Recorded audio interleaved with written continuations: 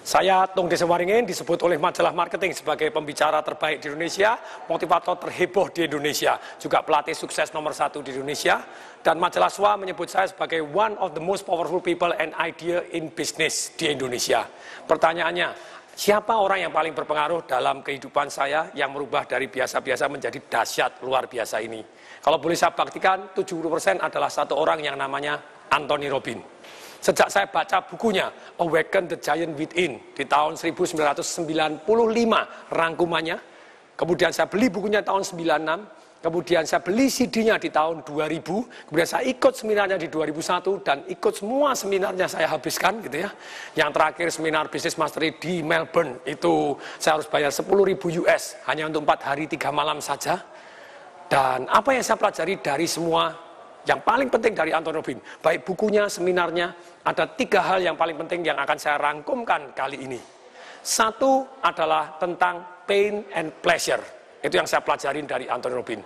Ternyata manusia hanya bergerak cari nikmat, menghindari sengsara. Kalau kita jadi master, tuan dari pain and pleasure ini, kita jadi master dalam kehidupan. Tapi kalau kita menjadi budak, hanya cari kenikmatan jangka pendek, tidak tahan kesengsaraan jangka pendek, lupa kenikmatan jangka panjang, lupa kesengsaraan jangka panjang yang bisa menerima kita jadi budak dari pain and pleasure, tentu saja kehidupan kita akan berantakan. Dan dari pain and pleasure, jurus yang pertama ini, banyak pelajaran yang kita bisa gunakan sebagai pemimpin, sebagai penjual, sebagai kepala rumah tangga, bagaimana menggerakkan diri kita, menggerakkan orang lain. Pain and pleasure ini adalah dahsyat luar biasa, sengsara and nikmat. Itu pelajaran yang pertama yang saya dapat dari Anthony Robbins. Yang kedua adalah merubah satu yang namanya fear into power. Orang punya trauma-trauma masa lalu. Ada yang takut gelap, ada yang kecanduan rokok, ada hal-hal yang negatif dalam kehidupannya. Bagaimana merubah fear into power ini adalah pelajaran yang luar biasa yang saya terima dari Anthony Robbins. Bagaimana merubah fear into power? Takut menjadi kekuatan, 3 hal doang yang saya saripatikan. Satu adalah tergantung gerakan kita. Dikatakan oleh Anthony Robbins, our emotion is created by our motion. Kalau kita berdirinya begini, tentu saja Anda akan jadi loyo, Anda takut, Anda begini ada jalannya, ini tidak bisa. Kalau Anda berdiri dengan tegak, say yes, yes, Anda mantap tegak. Seolah-olah bawa ransel 40 kilo dan Anda jalan mantap seperti begitu, Anda akan jauh lebih berani. Anda guncang bumi, Anda lunjak-lunjak, yes, Anda seketika dari takut jadi berani. Dari ragu-ragu jadi penuh keputusan. Ini, semua orang yang sukses mengalami emosi tidak pada tempatnya.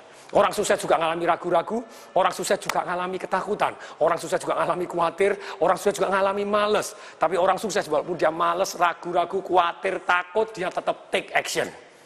Jadi sekali lagi, sukses itu bukan karena absennya ketakutan, tapi karena kita bisa memanage ketakutan, bahkan merubah ketakutan menjadi kekuatan kita. Inilah ilmu yang saya pelajari dari Anthony Robbins yang kedua, yang sangat bermanfaat. Nah, ada 3 cara tadi saya sebutkan. Rubah gerak dulu supaya Anda emosinya tepat. Yang kedua, rubah fokus dan keyakinan Anda. Fokus tergantung dari pertanyaan. Kalau Anda tanya, kemungkinan gagalnya apa ya? Kalau satu nanti gagal terus bagaimana? Daripada Anda tanya seperti itu, Anda tanya yang tepat, fokus Anda tepat. Yang kedua adalah fokus dan keyakinan Anda. Fokus Anda tergantung pertanyaan. Kalau Anda tanya, kalau saya sukses nikmatnya seperti apa? Yes, ada kemungkinan gagal. Supaya kemungkinan berhasil lebih besar, dengan bertanya gini, fokus kita mengarah ke solusi, bukan emosi. Nah, dengan fokus ke solusi dan emosi, Anda menemukan jalan untuk breakthrough, tembus, dan tembus. Nah, yang kedua B tadi adalah satu yang namanya keyakinan. Saya adalah. Keyakinan ada 2 macam. Satu adalah yang namanya aturan atau rule di dalam hati kita. Bila saya begini, maka saya begini. Yang kedua adalah identitas. Saya adalah. Agama adalah, kerja adalah, cinta adalah, wanita adalah. Itu definisi, identitas. Dan kemudian 2 keyakinan ini sangat mempengaruhi kita. Kalau kita kepengen punya rumah besar, tapi dalam hati kecil kita punya keyakinan, bila rumah saya besar, maka bersihnya susah, Anda kan tidak, atau susah punya rumah besar. Nah, ini Anda harus rubah dengan betul sih, bila saya kepengen kaya, maka saya harus 1 hari keluar 10 kali untuk jadi marketing di jalanan. Kalau 10 kali 1 keluar, 2 kali maka akan bawa hasil. 2 kali hasil, 25 hari kerja, 50 hasil, saya akan jauh lebih kaya. Baru keluar 2 kali, udah panas, tidak mau. Kenapa?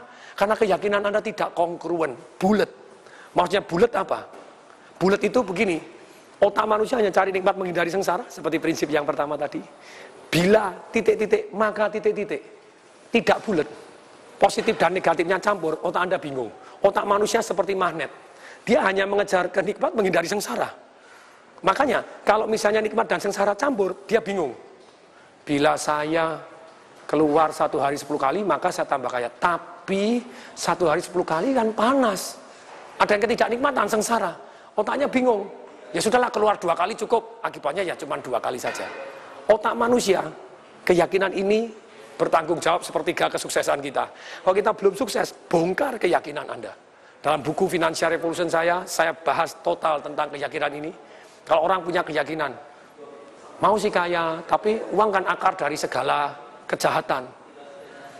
Menurut kitab suci, wah repot lagi, Anda lebih yakin lagi. Padahal di kitab suci bunyinya bukan begitu, itu namanya salah baca ayat gitu ya. Kalau Anda punya keyakinan uang adalah akar dari segala kejahatan, siapa yang mau jahat dalam hidup? Anda uang banyak, tidak mau nanti dikirain jahat. Jadi serakah lagi, ya repot begitu.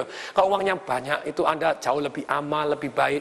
Bukan uang akar dari segala kejahatan, tapi cinta uang akar dari segala kejahatan. Kalau Anda cinta uang lebih dari saudara Anda cinta uang lebih dari istri Anda, lebih suami Anda, ya tentu saja itu sudah pasti. Dari Tuhan apalagi, ya Anda akar dari segala kejahatan. Uang adalah netral, baik saja, adalah alat untuk mencapai tujuan kita secara positif ataupun secara negatif, tergantung orangnya. Nah, keyakinan ini, bila maka uang adalah, kalau tidak dibuat bulat, kalau Anda mau lanjut belajar ini, belajar di Life Revolution saya, belajar di Financial Revolution saya, ini akan penuh manfaat. Kita rubah ini baru kita sukses. Itu keyakinan. Berikutnya yang ketiga, pilihan kata kita, itu akan sangat mempengaruhi emosi kita. Kalau Anda bilang aku bingung, ya tentu saja kalau Anda bingung ya langsung bingung. Otak Anda seperti dikasih virus, dikasih program, disuruh bingung. Daripada Anda bingung, rubah pilihan kata Anda. Saya akan cari informasi tambahan. Saya akan cari siapa yang sudah bisa. Loh, kalau Anda ngomong begitu, daripada aku ngomong bingung sebentar, daripada bingung sebentar. Begitu Anda bingung, langsung diganti. Saya harus cari informasi tambahan. Dengan demikian, tentu saja mendadak seketika otak kita diarahkan, yes, saya harus cari informasi tambahan. Kalau Anda ngomong, saya marah, apalagi Anda mengatakan, kamu membuat saya marah, wah itu level yang terjelek. Anda membiarkan emosi Anda digantungkan pada orang lain. Ingat, tidak ada orang satupun yang bisa membuat Anda marah, kecuali Anda mau, gitu ya. Dan tergantung. Nah, pilihan kata ini sungguh sangat berpengaruh dalam mengontrol emosi kita, merubah fear into power. Pilihan kata ini akan sangat mempengaruhi emosi kita. Untuk itu, pilih kata-kata. Saran saya, lakukan puasa ngomong negatif selama 10 hari. Manusia juga dalam agama Islam Anda puasa 1 bulan. Kenapa tidak Anda puasa 10 hari ngomong yang negatif? Anda list kalimat-kalimat yang negatif Anda, yang mengeluh-mengeluh, dirubah jadi yang positif. Yang positif dirubah jadi dahsyat luar biasa. Sejak dulu saya ditanya, apa kabar? Dulu jawabannya baik, normal, dahsyat, mantap, gitu ya. Terus kemudian, Anda kata-kata apa yang biasanya Anda gunakan, capek deh, ganti. Harus semangat nih. Bilang males, daripada males Anda bilang mau cas baterai. Sama sih Anda tidur-tiduran, sebentar mau males-malesan. Daripada aku lagi males nih, jangan aku lagi cas baterai, sebentar lagi siap meledak. Beda toh. Anda bilang kalimatnya, aku ditipu, emosinya langsung drop, tidak karu-karuan. Lebih baik diganti apa daripada aku ditipu? Ongkos sekolah saya. Jadi daripada aku ditipu 10 juta, ongkos sekolah saya 10 juta. Saya sering kali orang melebih-lebihkan. Lah aku ditusuk dari belakang, kalau saya lagi terapi, saya lihat, mana lubangnya, tidak ada gitu, ditusuk belakang. Anda bilang, gangguin, tidak ada penusukan dari belakang gitu ya. Kalau Anda menggunakan kata, aku patah arang, ganti besi aja, beli yang baru. Jadi dengan demikian kalimat-kalimat ini, positif membuat Anda dahsyat luar biasa. Jadi jurus kedua dari Anthony Robbins, merubah takut jadi kekuatan. Saya rangkumkan 3 hal. 1 dengan merubah gerak, yang kedua dengan merubah fokus kita dengan pertanyaannya, dan 2B yaitu merubah keyakinan kita, susunan keyakinan kita. Uang baik adanya, gitu, yang tidak baik orangnya, gitu ya. Yang ketiga adalah pilihan kata kita. Pilihan kata kita akan sangat mempengaruhi emosi. Puasa 10 hari Anda ngomong negatif. Kalau nekat dalam hari ketiga, masih ngomong negatif berlarut-larut dan tidak pernah Anda ralat, kembali lagi hari pertama. 10 hari straight harus puasa ngomong negatif. Perhatikan perubahan terhadap nasib Anda. Perubahan kanan kiri Anda, betapa senangnya terhadap Anda yang baru, yang lahir baru, yang lebih positif. Ini yang jurus kedua yang saya belajar paling bagus. Setelah pain and pleasure, merubah fear into power. Yang ketiga adalah modeling. Itu yang saya belajar dari Anthony Robbins.